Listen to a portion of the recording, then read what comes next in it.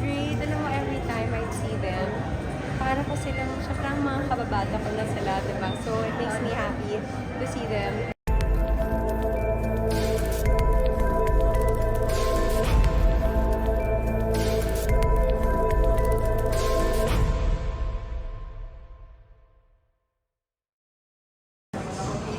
Nag-girlfriend na reunion ni Mr. F. Yes.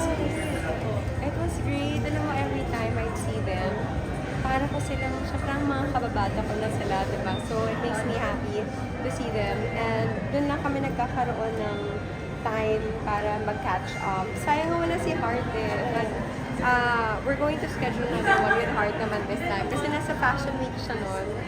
Machichika mo ba sa amin? Baka may napag-usapan ng possible reunion or projects na maabangan within the circle?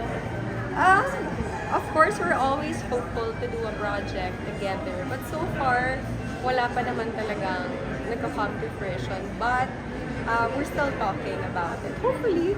How about reunion project with John Lloyd soon, kung sakali?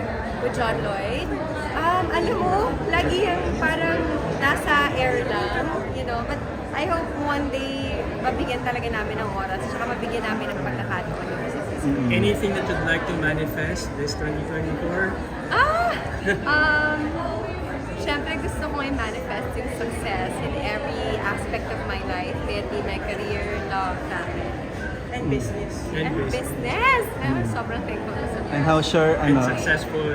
yung farm, how sure farm na? Okay naman, I'm going home this week. Ay, this weekend.